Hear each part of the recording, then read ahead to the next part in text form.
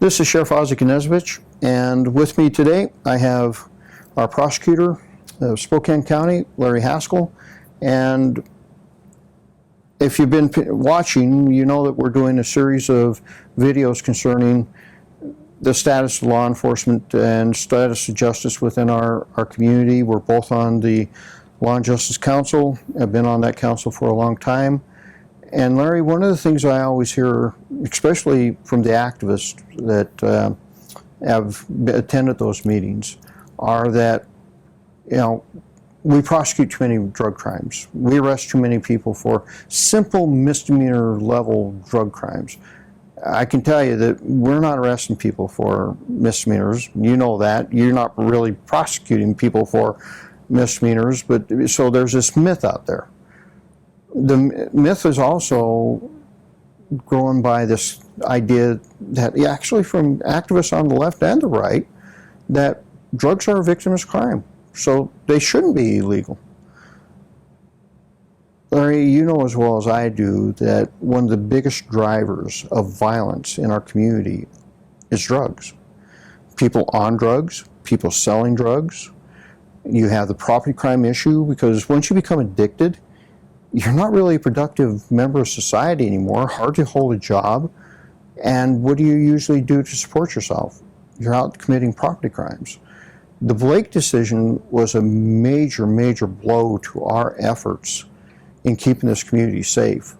We've watched our drug enforcement go down, and the trend line looks like this, and the trend line to violence goes like this. There is a correlation to this. Drug crimes are not being prosecuted. No one's paying attention to that. The message we've sent to young people is it's safe to do drugs, and the message that we've sent to the criminal is it's okay and it's safe to deal drugs. What's your thoughts? Well, the Blake decision was a very historic decision, and it was unique in many aspects. And it was a Spokane County case. It was a charge of possession of a controlled substance against a female defendant.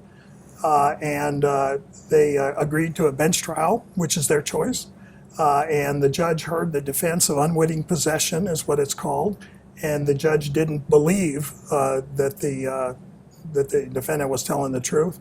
And the judge convicted. Worked its way through the appellate system, got to the state Supreme Court, and the state Supreme Court declared the possession statute in Washington to be unconstitutional.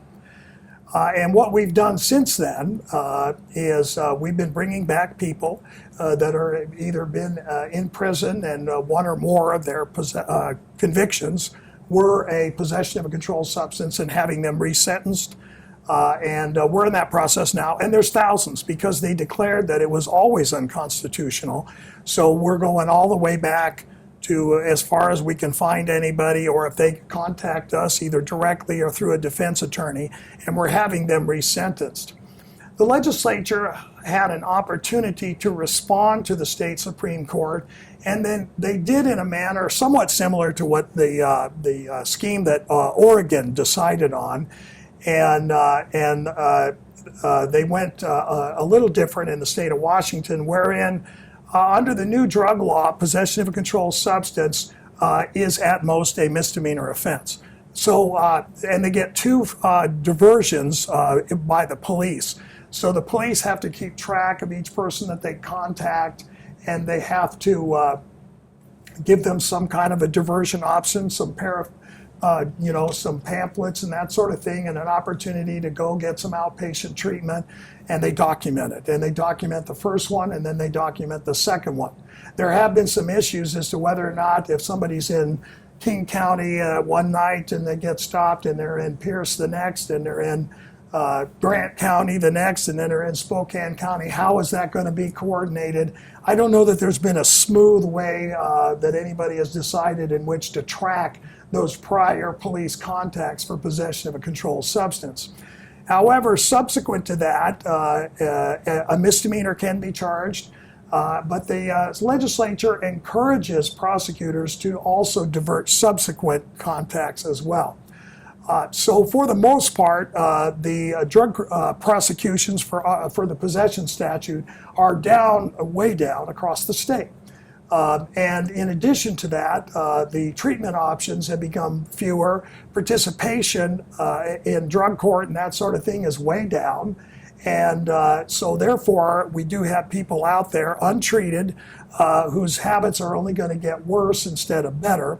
And it's not a victimless crime because there's a lot of very solid data, historical data, that shows that drugs fuel both property and violent crimes statistically. And if you think about it from a common sense standpoint, if someone isn't a productive person who's making their way on their own because of a drug addiction issue that's not being addressed by any agency or treatment provider, then what's going to happen is eventually they're going to run out of money and resources, and they're going to need to get it from family or friends, eventually from strangers, and eventually we find ourselves in a position now where an innocent citizen is going to pay the price for the fact that we have allowed this to occur. One of the things that I've always been amazed with is we do all this under the guise of compassion. Compassion for the person that's addicted to drugs, that you shouldn't criminalize addiction, and I agree. I agree 100%. We shouldn't criminalize addiction. We don't criminalize addiction. We don't arrest people for being addicted. We arrest people for the behaviors that result from that addiction. America's drug problem is the fact that America is an addicted society. We have an addiction issue. If we want this fixed, then we need to deal with that addiction issue. And there are plans that have been sitting on shelves for 11 years of how to do this, but we, because you were part of those discussions, have not been able to get that done. Folks, in our next round, we'll talk about some of the things that we'd like to see done versus the things that have been done, which pretty much nothing, and the things that we've been prevented from doing. This is Sheriff Knezovich. Something to think about.